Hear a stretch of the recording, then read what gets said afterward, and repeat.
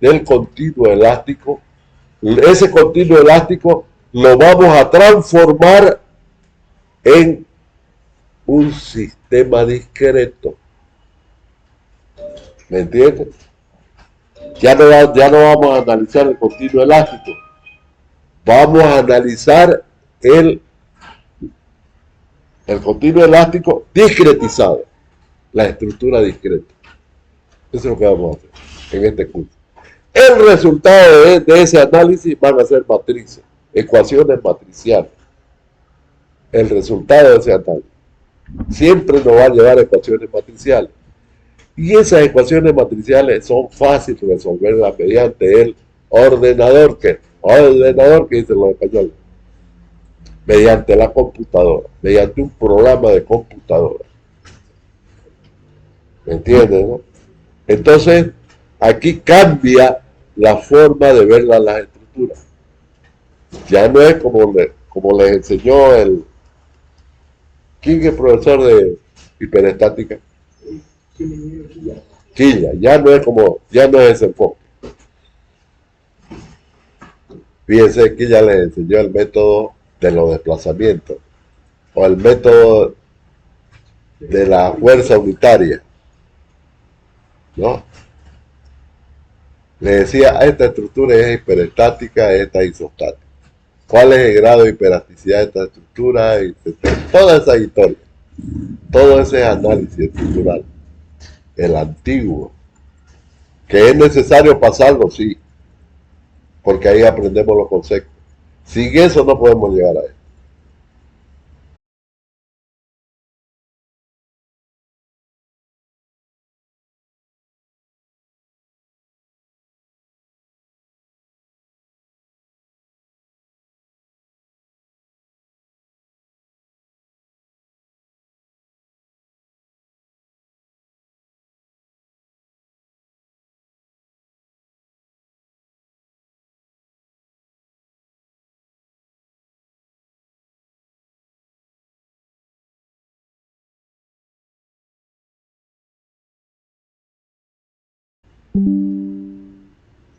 No vamos a estudiar las estructuras superficiales, no, solamente las estructuras de elementos largos. Se llaman estructuras prismáticas o también se llaman estructuras unidimensionales. Solamente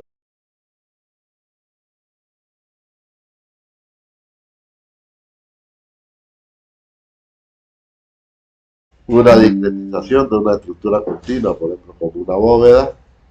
Vamos a cambiar de color, como una bóveda, ¿no?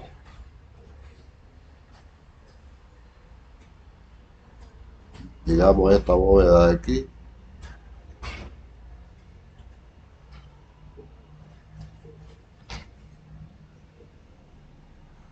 Se ve, ¿no? Se ve. Nosotros la podíamos discretizar en franjas. Cada franja después la estudiamos por separado. Esa franjita aquí, ¿no? Podemos estudiarla como franja. Y cada franjita o cada la estudiamos por separado. Pero también la podemos discretizar en cuadraditos. También.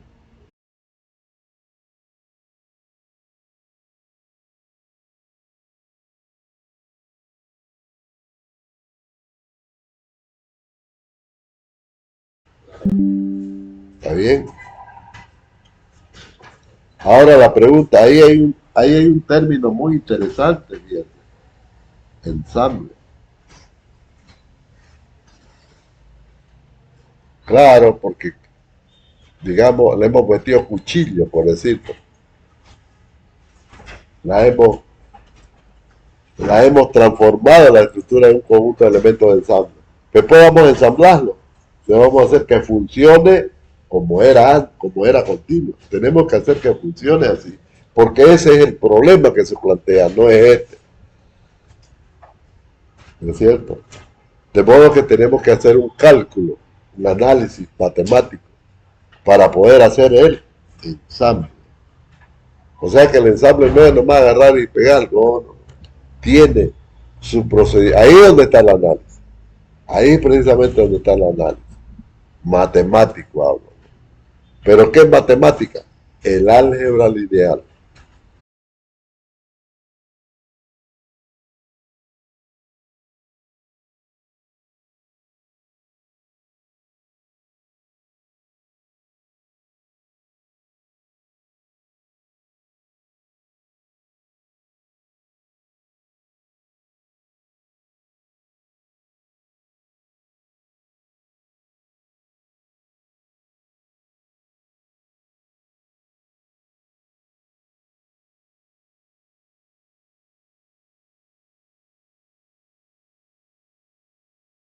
Tiene que haber trabajo para que se dé el desplazamiento. Si no hay trabajo, no se va. Y para que haya trabajo, tiene que haber una fuerza. Así de sencillo. ¿No? Bueno, eso es en cualquier estructura continua. Cámbienlo, eso, póngale una cúpula, va a ser lo mismo. Póngale una losa, va a ser lo mismo. Póngale un hiperboloide parabólico, va a ser lo mismo. Igual, pues, todo se puede discretizar, todo. ¿Y cómo sería un pórtico? ¿Cuál sería la discretización, por ejemplo, de este pórtico?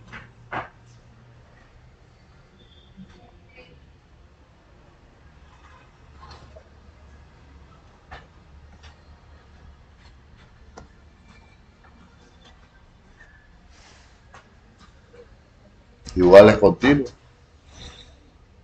¿Cómo sería la discretización? No hay donde pelarle, ¿no? Aquí están los nodos. O sea que ya viene discreto, ¿no? Ya, ya viene discreto. Por eso se llaman estructura discreta. ¿Me entiendes? No hay necesidad de forzarse para hacer una discretización. No hay necesidad, porque ya viene. No necesitamos, ¿no? Inventarnos otros elementos que no sean los que hay entre nodos. Todos los elementos que hay entre nodos son elementos finitos. Igual, mismo concepto. Solo que aquí no me forcé absolutamente nada para hacer la discretización. No es necesario. La estructura ya viene discreta. ¿Está bien? Ya permite la discretización directa, sin más que identificar los nodos. Identificados los nodos ya sabemos cuáles son los elementos. ¿Ves? Entonces vamos a sacar los elementos, los vamos a estudiar y después los ensamblamos para llegar a eso. Y el resultado de ese ensamble va a ser una ecuación matricial con matriz. Resolvemos esa matriz y el resultado de esa solución van a ser los desplazamientos de los nodos. Y ya con los desplazamientos calculamos la fuerza que produjeron esos desplazamientos, los esfuerzos que se produjeron, y ya está. Ah, ¿cuál es el problema? Estoy hablando que vamos a formar ecuaciones matriciales. En este caso, ¿cuántos movimientos tiene el nodo? Así como lo ven. En otras palabras, ¿cuál es el grado de libertad de cada nodo?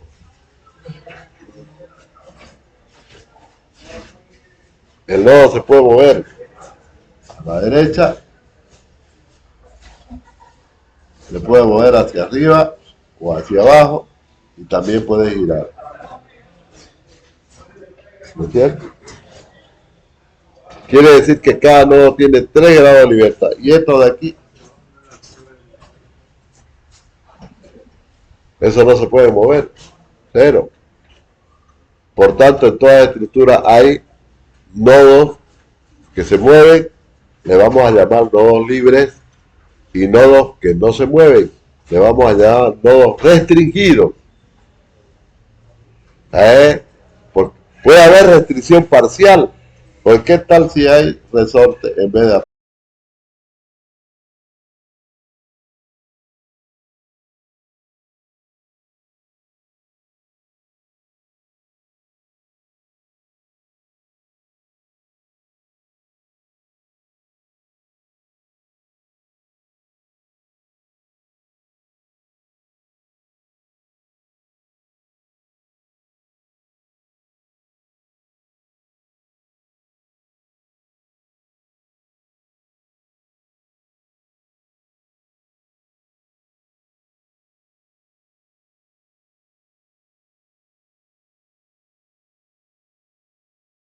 El viento, las personas, el peso de la gente, carga viva le llamamos, ¿no?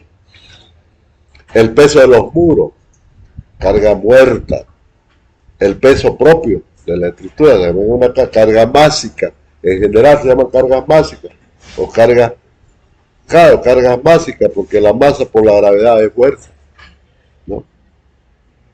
Igual siguen siendo fuerza. Y son externas, ¿por qué? Porque la podemos calcular, podemos evaluar. Y claro, como la estructura está hecha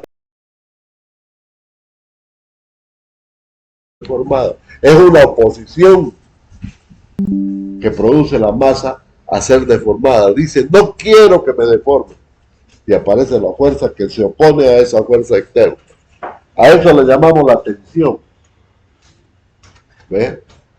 Pero como igual se deforma, porque si no, se rompe, deja de ser ya estructura. Se va a romper. Si resiste, se deforma. ¿No es cierto? Entonces estos dos elementos son internos, no son externos. Es precisamente nuestro problema en análisis estructural. En análisis estructural, la fuerza y los desplazamientos no son nuestro problema, son las fuerzas internas. Ese es el problema. Y de aquí vamos a poder saber ya los desplazamientos. Fíjense. Entonces de eso se trata. Relacionar todas esas grandezas para llegar a la solución. En este caso, en el caso de las estructuras reticulares, como lo que vamos a estudiar ahora, lo que nos interesa es saber los desplazamientos de los nudos libres, cuánto se desplaza. Eso es lo que nos interesa. O sea, cómo se mueven esos nudos. Una vez conocido eso, lo demás viene, como se dice, ¿no? Por un tubo. Todo lo demás se resuelve. ¿Por qué? Por las relaciones matemáticas que van a haber entre fuerza y desplazamiento. ¿Está bien? Bueno, la pregunta es, ¿hasta dónde se va a producir el desplazamiento? Pues no puede ser aún aguante el material, no puede ser que se deforme tanto, ¿no? Que el desplazamiento sea muy grande, porque ya cambia la posición de la fuerza. Ya el estado de fuerza ya no es el mismo. Cuando ocurre eso, vamos a tener que utilizar otro tipo de análisis, ¿me entiendes, no? Que el que aprendimos. El que aprendimos se llama análisis lineal. ¿Qué quiere decir análisis lineal? Análisis lineal significa que la relación entre la fuerza y el desplazamiento, si este es el desplazamiento y esta es la fuerza, la relación matemática es una recta. Esa es lineal. Es una función lineal. ¿No? De modo que la aplicación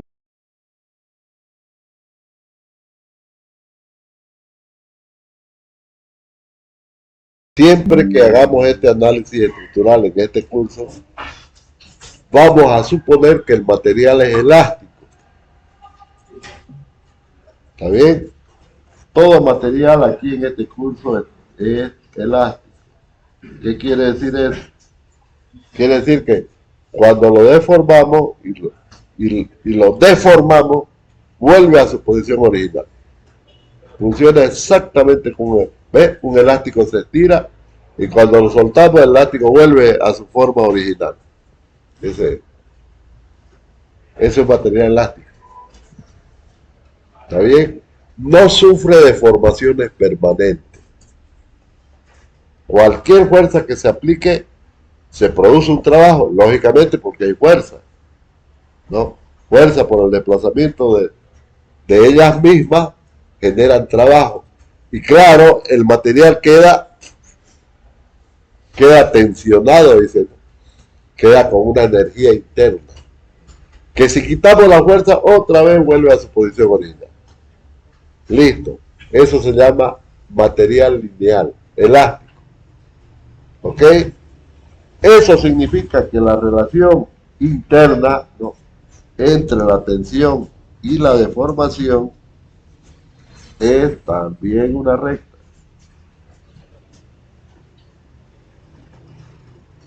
Entonces, interna.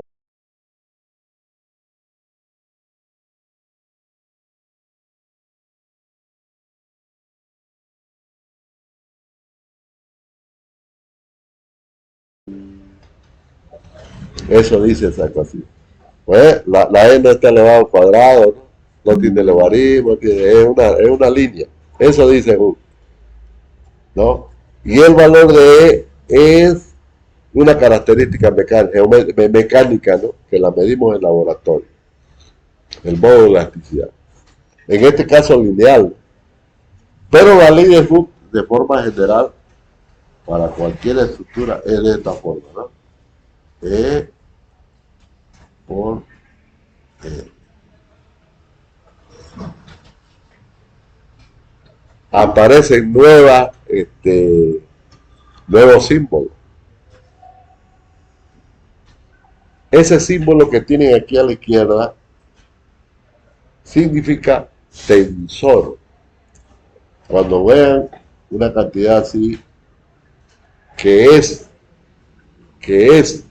una tensión o deformación, le llamamos tensores. ¿Está bien? Si fuera fuerza, porque también la fuerza la puedo poner así, le vamos a llamar, y también los desplazamientos. Cuando lo veamos así encerrado con llave, le vamos a llamar vector. Se llaman vectores. Con la F, vector fuerza. Y con la letra griega delta, que parece un triangulito, es el vector desplazamiento. Quiere decir que las fuerzas y los desplazamientos son vectores. Las tensiones y las deformaciones son tensores. ¿Está bien? De ahí el famoso estudio, ¿no?, del análisis vectorial y el análisis tensorial, que ya ustedes hacen eso, ¿no es cierto? Llevan un curso de análisis tensorial y vectorial. Matemáticamente hablando.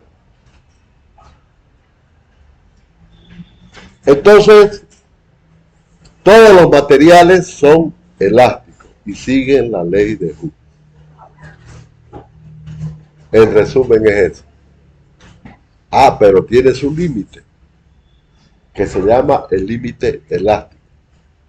A partir de ahí, no me responsabilizo por el método. No. Otra cosa ocurre. El límite elástico es el límite donde se puede aplicar todo lo que vamos a estudiar en este curso. Si nos pasamos de ahí, ya no responden. No le vayan a echar la culpa al profesor.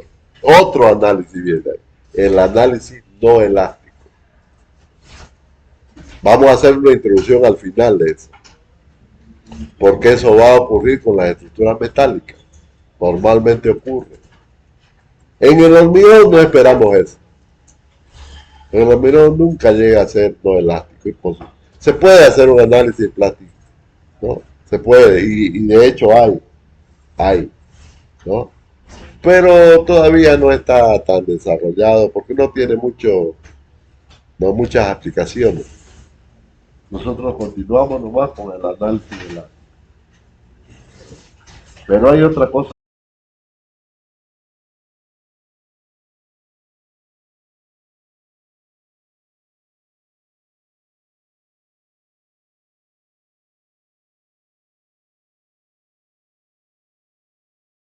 de formar, es lo mismo.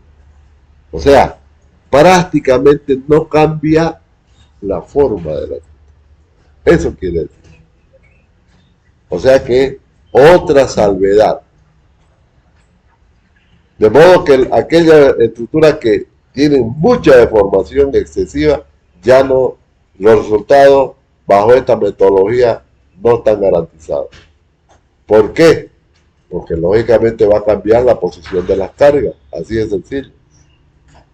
Hay trabajo adicional, por lo tanto va a haber tensión adicional y ya la linealidad ya no se cumple. O sea, todinga la hipótesis se derrumba y se derrumbó el método. No sirve, nos vamos a nuestra casa. ¿Ve? Por eso es que la teoría no lineal, que se llama, de segundo orden, está estudiada bajo otros conceptos, que no son válidos aquí. Aquí solamente vamos a hablar, ¿no? Suponiendo que ocurre esto, que se cumple la teoría de las pequeñas deflexiones, que se cumple la ley de Hooke, que se cumple la linealidad y que además que el material es elástico. Sigue la ley de Hooke. Eso, ¿está bien? Pero aparte de eso, vamos a incorporar otra hipótesis, fíjense. Pero esta hipótesis que vamos a plantear ahora es exclusiva para las estructuras que estamos estudiando, o sea, para las estructuras prismáticas. Exclusiva para las estructuras prismáticas. Se llama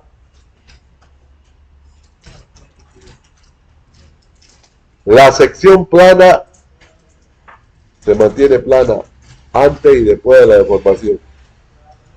¿Qué se llama eso? No ves que las estructuras prismáticas tienen una sección.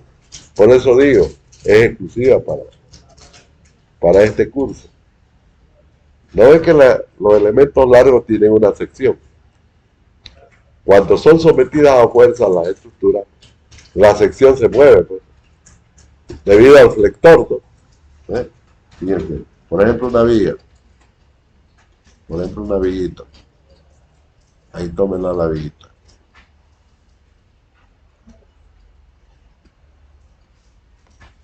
Cuando le aplicamos una fuerza, es lógico que va a ocurrir esto.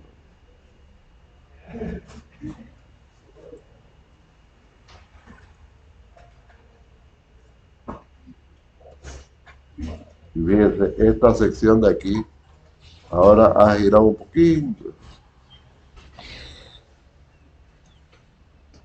¿Qué es eso? Una flecha. No, la flecha es de aquí hasta el movimiento hacia abajo de la flecha. Estoy hablando del giro de la sección. El pequeño giro de la sección. Ese principio de Navidad.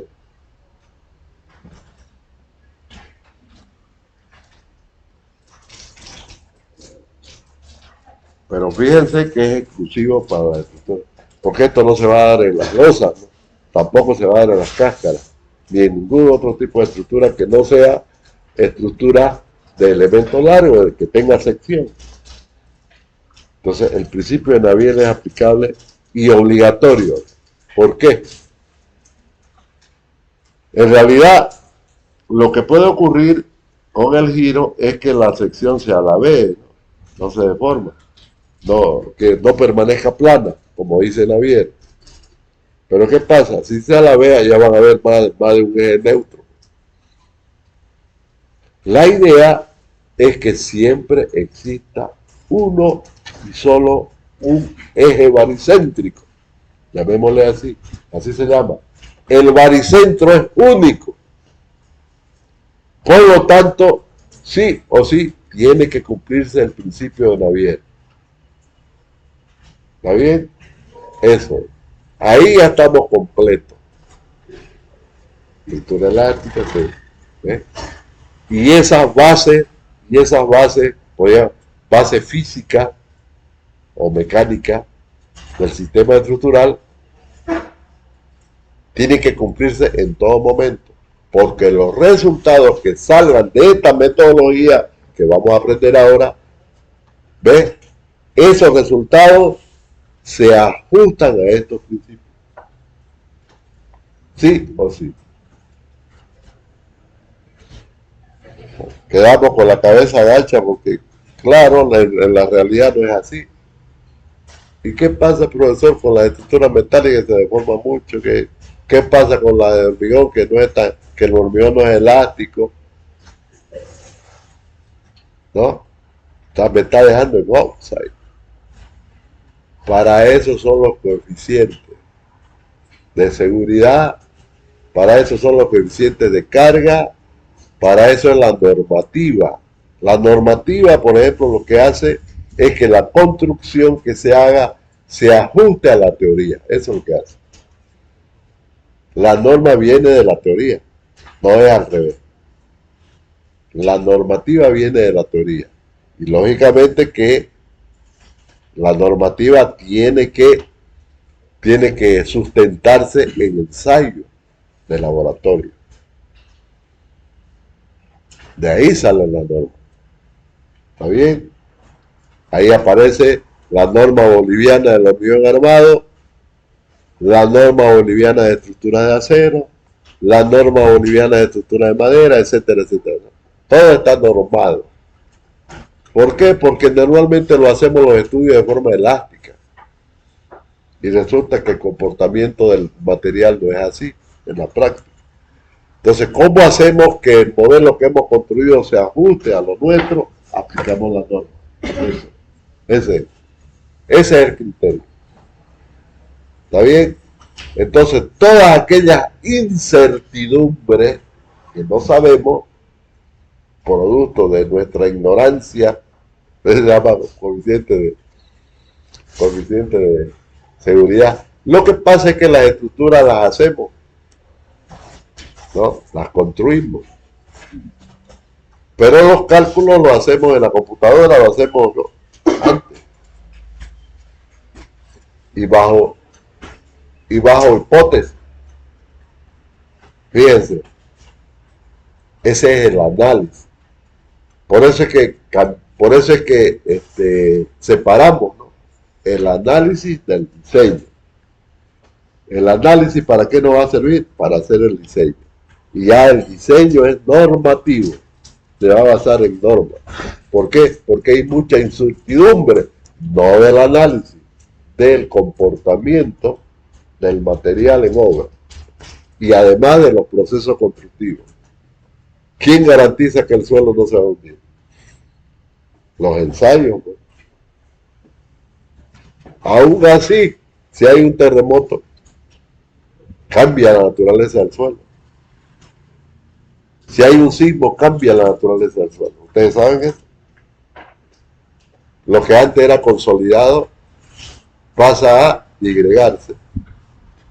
Hay suelos que de ser suelos consolidados se licúan,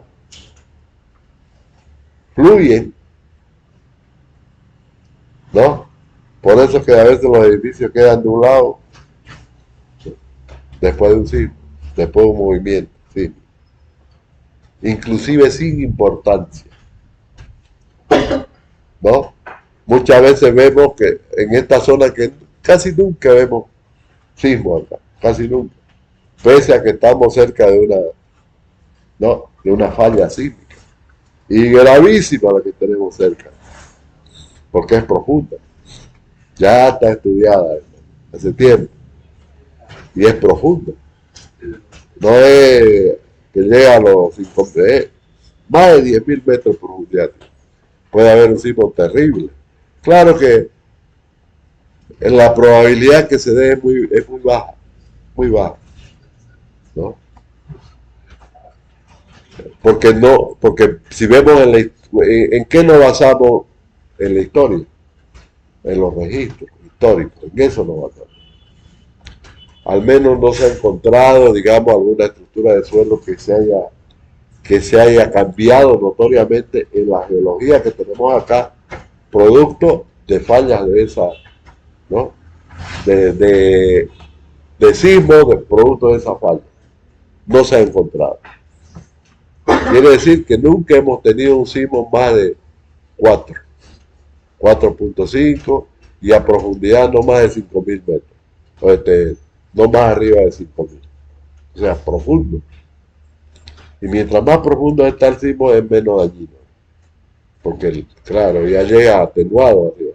Pero mientras más cerca está, es más peligroso. Llega la energía con que llega, terrible. Los sismos que están bien profundos, aún sean de alto grado, hasta que llegue ¿no? la onda arriba, ya ha sido atenuada por las diversas capas del suelo. Entonces muy poco sacude arriba. El peligro del sismo es el que ocurrió el otro día en Turquía. Pelota lo hizo, cerquita de la superficie. Bueno, entonces estos son los principios que tienen validez y va a tener, y todo el análisis que hagamos acá va a estar sostenido bajo estos principios. ¿Ok? Bueno, ¿qué instrumento matemático vamos a usar? Esto es mecánico, todo lo que hemos hablado. Físico. Ahora hablemos de matemática. Porque igual necesitamos, para hacer análisis necesitamos matemática. ¿Qué matemática vamos a usar? Cuando entramos a la universidad, lo primero que nos bombardean es con análisis matemático, ¿no? Cálculo 1. La función, continuidad y todo lo que hablamos hace rato. Pero también nos enseñan álgebra lineal. ¿Qué es el álgebra lineal?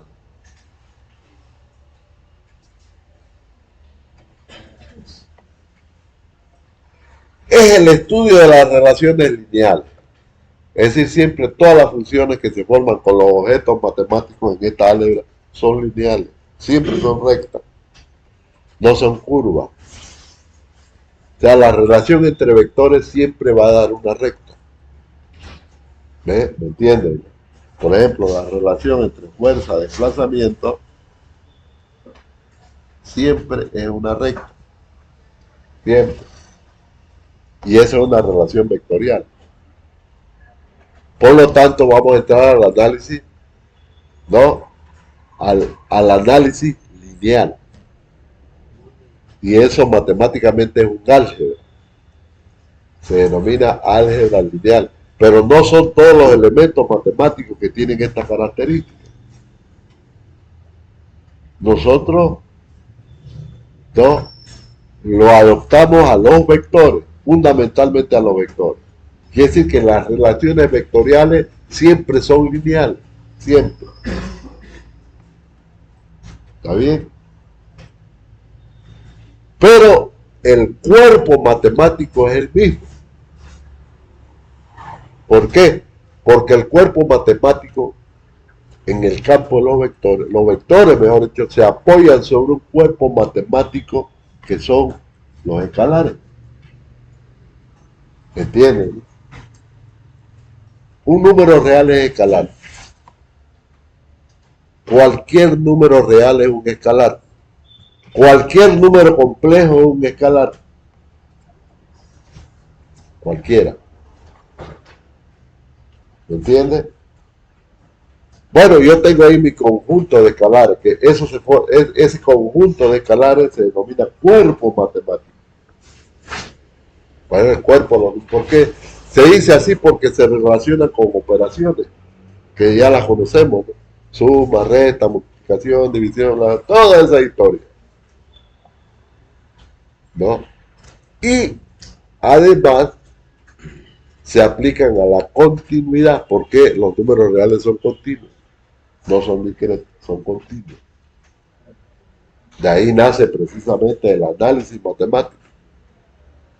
Pero todo el mundo sabía que son escalares. Todas las cantidades reales son escalares, todas. ¿No? Claro que hay fenómenos físicos, en realidad el término escalar viene del fenómeno físico, el calor, el calor es escalar, la masa es escalar, ¿no? ¿Qué más? La luz, las ondas electromagnéticas son escalares, los campos eléctricos, en fin, el viento. El tiempo. el viento, pero hay ciertas cantidades que tienen dirección, fundamentalmente dirección. Esa la podemos estudiar ya como vectores.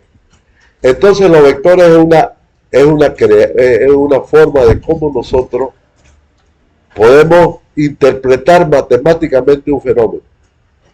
De ahí nace la cantidad vectorial. Pero los vectores por sí solos no son álgebra. Tienen que apoyarse sobre un álgebra. En este caso, los vectores que son fuerzas y desplazamientos, que les dije que lo vamos a ver así. Ah, estoy escribiéndolo mal. Les dije que lo vamos a ver así. Llavecita. Así lo vamos a ver. Vector fuerza, vector desplazamiento. Esa va a ser la notación para los vectores. Tienen dirección, sentido, intensidad. Tienen dirección, sobre todo la dirección. Lo demás viene con él. ¿Por qué? Porque ya es un fenómeno, ya es un elemento físico. Ya no es estrictamente matemático. Si le quitamos todas esas propiedades, va a ser un vector nomás. Entonces, vamos a decir matemáticamente que un vector no es más que una flecha. Nada más. No tiene propiedades. Si le ponemos propiedades, cambia. Ya es un vector físico, ya no es un vector matemático. ¿Me entienden? Un vector matemáticamente es una flecha. ¿Cómo se opera esa flecha? Sobre un cuerpo matemático que son los escalares. Y en conjunto forman lo que se llama el espacio vectorial. ¿Está bien? Entonces fíjense que un espacio vectorial está compuesto por flechas sobre un cuerpo matemático que son los escalares, que tiene propiedades especiales. Cuando un vector se asocia con un escalar, tiene propiedades especiales, matemáticamente hablando. Por ejemplo, ciertas leyes no se cumplen. Por lo general, sí. Son 11 propiedades. Para eso yo les tengo un libro que se llama... A ver, ¿quién me puede mostrar el Telegram en su celular? El curso, el grupo Telegram.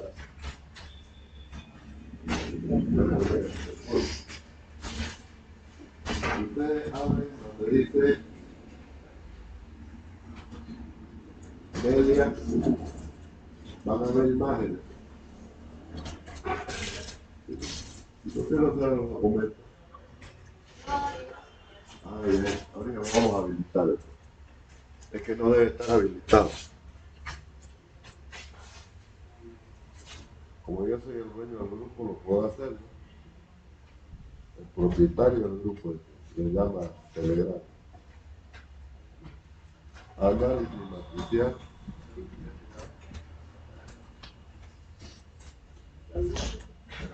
Permiso. Está bien, es visible. Todo se ve. Historial de chat visible. A ver, muéstrame otro. Todo tiene que ser visible. Todo se ve.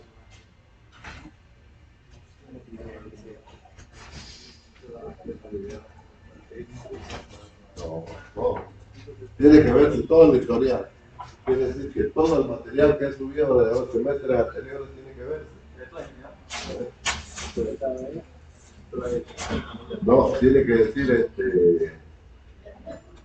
archivo. Archivo. ¿Cuál está el archivo? Está habilitado. Ah, está habilitado. Miembro, media, enlace. No. En el mismo grupo anterior, lo único que he cambiado así, en vez de ponerle 1, 2, 23, le puse el 2, nada más. Y todinho los que estaban, los borré. No, los eliminé. Y mantuve el grupo. A ver, vamos a ver qué se puede hacer. Vamos a ver en los permisos. Enviar mensajes de texto, pueden enviar multimedia, no pueden añadir usuarios, fijar mensajes, pueden editar información del chat. Ah, ya, esto es que no puedo, entonces podía. A ver ahora. A ver ahora. ¿Les aparece el archivo del grupo? Sigue sin aparecer. ¿Ah?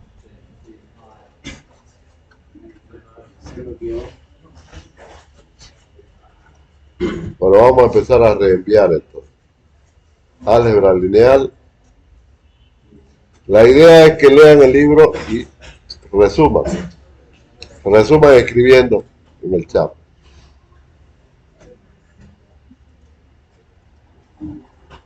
Ahí va un libro. Tengo varios libros de álgebra. Ustedes escogen el cual quieren leer o lo leen todo. Es repasar álgebra lineal nada más. De eso se trata. De repasar álgebra lineal.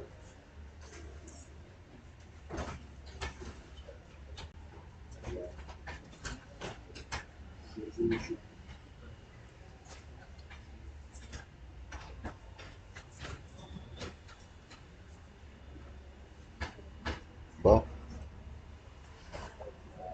¿Por qué no se ven los otros?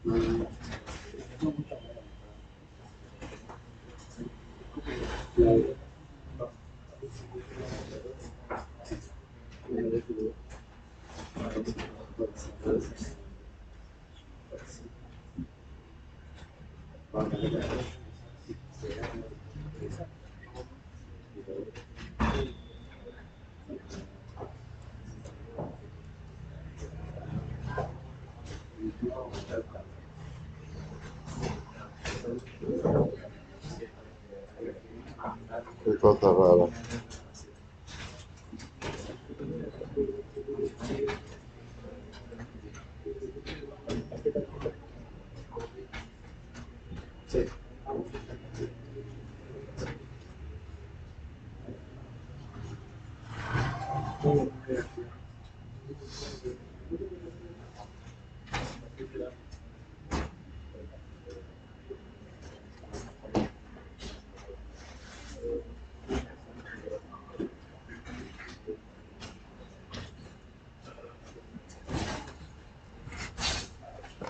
Vamos a ver acá la...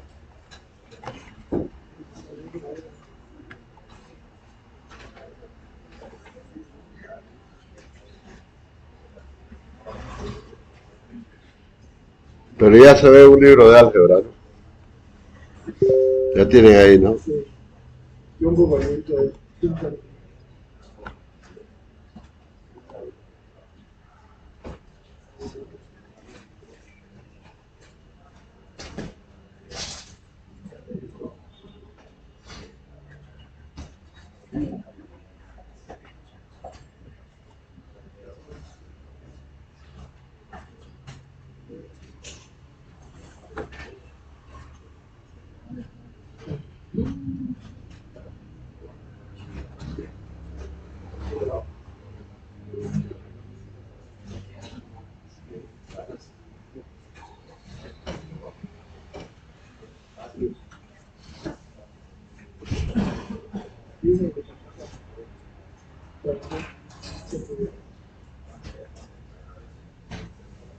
siendo recordar.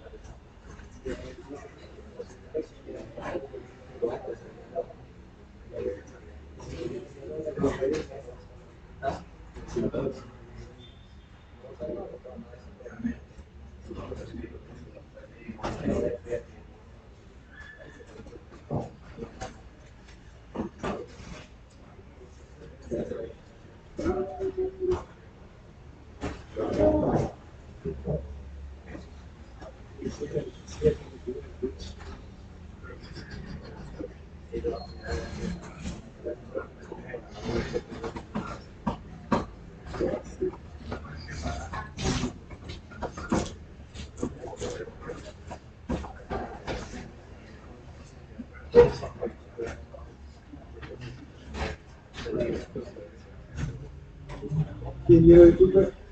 Ya. ¿Cuánto va? Ahorita estoy buscando un libro para pasarle. Voy a tomar asistencia. El que quiere se va. Yo no me hago problema, enseguida vamos a tomar asistencia.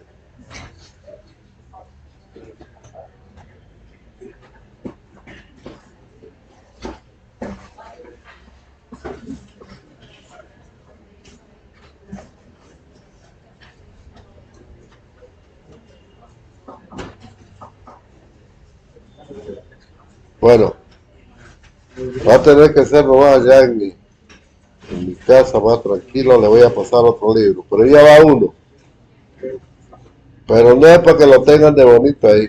Tienen que leerlo y resumirlo en la tarea, en los apuntes.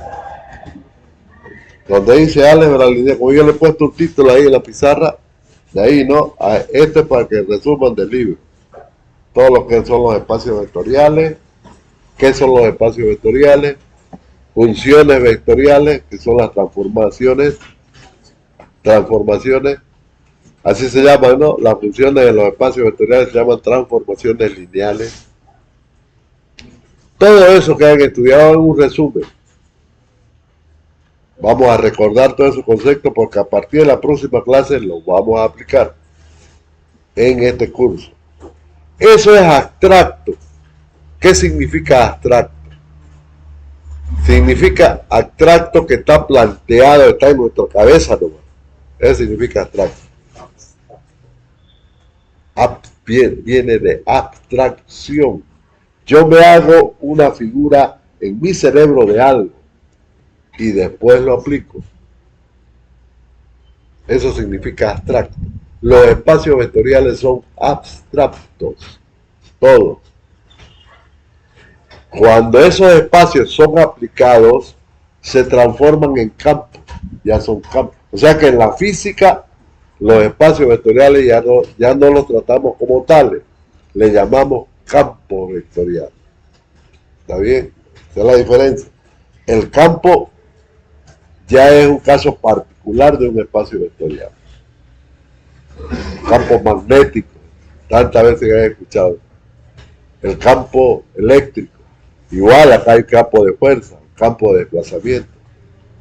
Pero fíjense que ya la abstracción la aplicamos. Deja el espacio vectorial de ser abstracto. Pero en tanto y en cuanto sea matemático, lo vamos a estudiar como matemático, o sea, abstracto. La matemática abstracta. Por esencia, el álgebra lineal es abstracto. Toda el álgebra lineal. ¿Está bien? Porque es estrictamente matemática. No tiene nada de física. No tiene nada de fenómeno. Quizás por ahí se puede aplicar un ejemplo. Pero matemáticamente siempre los vectores van a ser abstractos. Por lo tanto, los espacios vectoriales también. ¿Está bien? Entonces, el espacio vectorial ya es el conjunto de vectores. Pero hay una cosa que es fundamental. Para que exista un espacio vectorial tuvo que haber sido generado. De modo que existen vectores especiales, que son los que generan los espacios. A esos vectores les llamamos los vectores base. Todo eso está en ese libro. Vectores base, que son los espacios vectoriales, las bases de los espacios vectoriales, ¿no? Operaciones entre espacios vectoriales, funciones entre espacios vectoriales, todo eso. Eso lo resumen nomás ahí. Ya yo después le voy a preguntar al ChatGPT y le voy a poner el libro y le voy a preguntar quiénes escribieron y quiénes no.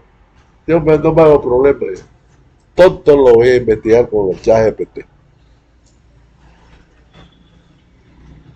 Por eso ustedes también le pueden preguntar al ChatGPT lo que quieran. Lo que quieran.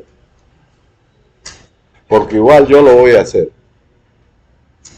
O sea, todo lo que ustedes escriben ya no es como el anterior semestre. El anterior semestre todavía no tenía la herramienta que tengo ahora. Antes no, tengo un plugin espectacular que usa el ChatGPT. Lo pongo yo en el documento y le pregunto de qué habla ese documento. ¿Qué dice? ¿Qué no dice? Pero yo también le puedo decir, a ver, oye ChatGPT, este documento habla de fuerza, desplazamiento, tensión y deformación. ¿Sí? A él lo trabuja el texto, ¿no?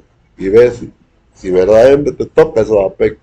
Si lo define, ya me da la respuesta. Sí, evidentemente este documento habla de fuerza, lo define, me da un montón de opciones. Y por último le pregunto, a ver, de 1 a 100, ¿cuánto le pondría? Lo califica. Lo califica. Yo no me hago problema. ¿Ves? El seguimiento, las clases que han cambiado, ya, desde que hay estas cosas ya no van a ser iguales.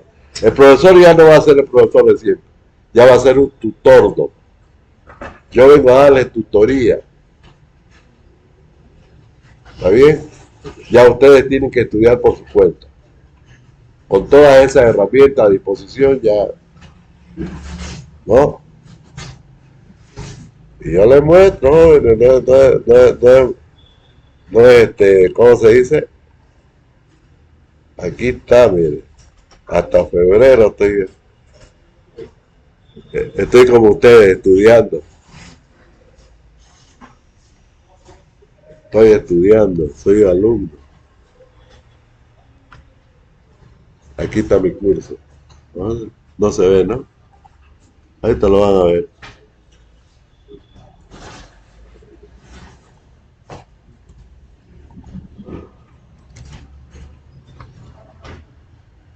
Este es mi curso preferido. Hasta febrero próximo, un año dura. 3 clases a la semana. Y harto uno aprende. Ya les cuento, ya les digo. Bueno, vamos a tomar asistencia. Todo eso lo estamos aplicando porque ya nos recomiendan. Eso me está pagando la universidad, ese curso por si acaso es gratis para mí. Ya después nosotros tenemos que darle curso a ustedes. Va a tener que haber un curso de inteligencia artificial dentro de la carrera. Sí o sí. Eso tiene que discutirlo en el Congreso que viene. Para cambiar la malla curricular, ya no va a ser igual. Vamos a construir virtualmente los edificios. En la medida que lo vamos calculando, lo vamos viendo. Impresionante. Y eso no cambia. Eso no va a cambiar. Olvídense. Es como la computadora, ¿no? Desde que tenemos el internet no cambia. ¿Quién deja el celular? ¿Quién va a salir sin el celular? A ver, levanta la mano. El que sale sin celular se siente solo, abandonado. En el campo, en el monte se siente perdido. El que sale sin celular es como si estuviera en el monte, no perdido. Así se siente la gente. Fíjense cómo ha llegado la necesidad de un artefacto. Cambió la vida de la gente. esta inteligencia artificial cambia totalmente, todo, todo, ¿entiendes? Y tenemos que adelantarnos a esos hechos, sí o sí. Ya yo estoy haciéndolo porque yo sé que no se puede ir para atrás, difícil de ir para atrás. Todas las universidades del mundo lo están adoptando. Vamos a crear entonces, vamos a crear, ustedes van a consultar ahí su asistencia, siempre, ¿ok? Vamos a añadir un recurso de asistencia. Asistencia.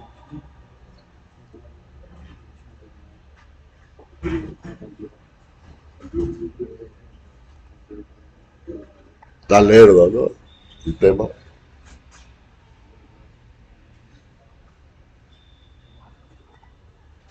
Está lerdísimo.